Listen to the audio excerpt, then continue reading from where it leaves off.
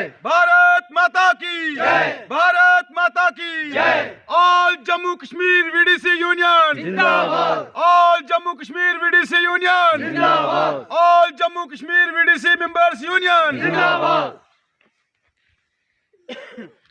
जी नमस्कार अनिल जी। नमस्कार शर्मा साहब, मैं आपसे पूछना चाहता हूं कि आज इस खिलानी की धरती पर, खिलानी टॉप की धरती पर आप यहाँ पर आए, आपका क्या मिशन है? देखिए भाई साहब, आज जो हम खिलानी टॉप में आए हैं, हमारी एक बहुत बड़ी बैठक हुई है। इस बैठक का नाम है चिंतन बैठक। आज हमने अपनी चिंता यहाँ पर व्यक्त की है और जो हमारा वीडीसी की सैलरी का जो इशू, जो पिछले 3 सालों से हम इस भूखमरी की दौर से गुजर रहे हैं, और आप जानते हैं कि इस वक्त हमारे जो पहाड़ी क्षेत्रों में जो ये बहुत बड़ी मारामारी चल रही है, एसपीओज ने जो हमारी सैलरी देना बंद की है, इसके विषय पे भारतीय जनता पार्टी ने हमारे साथ डीडीसी इलेक्शन के समय एक बहुत बड़ा प्रॉमिस किया था, हमें वादा किया था कि हम आपका जो मसला है इसको डीडीसी इलेक्शन के बाद हल करेंगे। लेकिन बहुत बड़े दुख की बात यह है कि हम जब पिछले कुछ दिनों हम अपनी एडमिनिस्ट्रेशन से भी मिले और गवर्नमेंट से भी मिले, लेकिन उन्होंने हमें कुछ वहाँ पर निराशा सी व्यक्त जो है जाहिर की है, और इसी विषय पे अब हम चिंता कर रहे हैं और लोगों से मिल रहे हैं। हम जगह जगह जाकर ये लोगों को बता रहे हैं कि अब हमें आगे का प्लान तय करना है।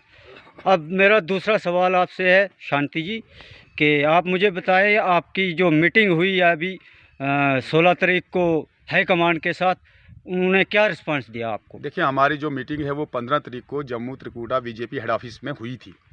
उसमें उन्होंने हमें एक बात बताई कि अब हमें थर्ड पार्टी बनानी है, माननीय हमारे भाई आर एस पठानिया जी ने। लेकिन मैंने उनको स्पष्ट वहाँ पर कहा है कि हमें ये कोर्ट के और कचहरी के जो चक्कर हैं ये हमें नहीं लगाने हैं, क्योंकि हमारे जितने भी वीडीसी मेंबर्स हैं वो पहाड़ी क्षेत्रों में रहने वाले हैं और वो बहुत गरीब हैं। इसलिए अभी हमारा अगला प्लान ये है कि अगर मैंने 1 महीने का समय उनको दे रखा है, अगर 1 महीने तक अशोक कौल जी, और खासकर मैं रविंदर रैना और अशोक कौल जी को ये चेतावनी देता हूँ और बार बार मैं उनको ये मैसेज करता हूँ कि अगर आपने हमारे मसले को थोड़ी सी भी अगर अनदेखी की, या जिस तरह से आपने हमारे साथ वचन किया है, वादा किया है और साथ में आपने रिटर्न एविडेंस भी दिया है, अगर उसके आधार पर आपने अगर कोई भी किस्म की हमारे साथ अगर बेईमानी की, तो हम खुद दिल्ली जंतर मंतर पे जाएंगे। और दिल्ली जंतर मंतर के साथ साथ मैं आपको ये भी कहूँगा कि हम माननीय अमित शाह साहब के पास भी जाएंगे, क्योंकि दिल्ली का रास्ता हमें भी मालूम है। ऐसा नहीं कि हमें भारतीय जनता पार्टी की जो जम्मू कश्मीर की जो लोकल भारतीय जनता पार्टी की बॉडी है वो ही हमें दिल्ली तक पहुंचा सकती है। हम खुद दिल्ली माननीय अमित शाह साहब के पास जाएंगे और अपना जो हमारी प्रॉब्लम है, जो हमारे साथ इन्होंने ये खिलवाड़ किया कि हमें लिखकर भी दिया, डीडीसी इलेक्शन में हमसे झूठ वादा करके हमसे वोट लिया, और 3 साल से हमारी सैलरी जो बंद है उस पर भारतीय जनता पार्टी जम्मू कश्मीर की जो है वो बिल्कुल चुप है और मौन व्रत रख के वो बैठी हुई है और खाली हमें लॉलीपॉप दे रही है। कभी ये होगा, कभी वो करेंगे, गे और गे में ही काम चल रहा है। तो इसलिए हमें विल और शैल नहीं चाहिए, हम डिड और डन चाहते हैं।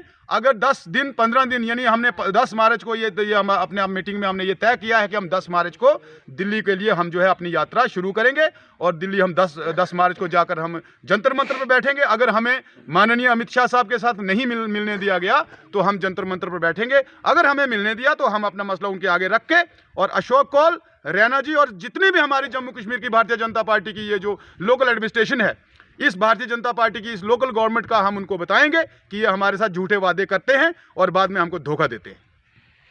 मेरा आखिरी सवाल आपसे कि आपके आगे की रणनीति का क्या हिस्सा बस है? आगे की रणनीति मैंने बता दी आपको भाई साहब कि आगे हमारा जो है दिल्ली जाने का मसला तय हो गया है। अभी मैं आपको ये कहना चाहता हूँ कि कुछ दिन पहले, 2-4 दिन पहले, रैना जी जो है वो मुझे फ़ोन पे कॉल कर रहे हैं, बता रहे हैं। तो मुझे लगता है कि रैना जी ने कोई मैं कहूँ कि कोई दिल में कोई एक अच्छी कोई स्कीम सोच ली होगी, कोई ऐसा फार्मूला ढूंढा होगा कि जिससे हमारी वीडीसी का मसला हल हो सकता है। लेकिन मैं भारतीय जनता पार्टी को ये बताना चाहता हूँ कि खाली वो बोलें कि भाई हम आपको मोटिवेट कर देंगे और आपको बस इधर उधर बहला फुसला कर जो है इस आपके मसले को करेंगे।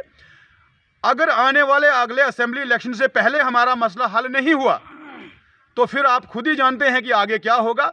ये वो डीडीसी इलेक्शन नहीं है कि जिसमें इन्होंने हमें वो एक रिटर्न एविडेंस देकर हमको इन्होंने वो जो एक मैं कहूँ कि चकमा दे गए हम लोगों को, और अपना जो 74 सीटें हमारी वजह से, हमारी वीडीसी की मेहनत से वो 74 सीटें ले गए, और इस वक्त उनको हमारी वीडीसी की गरीबों की सैलरी का कोई भी वो जो एहसास नहीं है। तो आगे हमारी यही रणनीति है कि हम दिल्ली भी जाएंगे, और अगर इलेक्शन तक मसला हल होता है तो हम भारतीय जनता पार्टी की फुल सपोर्ट करेंगे। बोलो भारत माता की जय, भारत माता की जय, भारत माता की जय। मैं भेज दूंगा, वो एडिट कर देंगे इसको।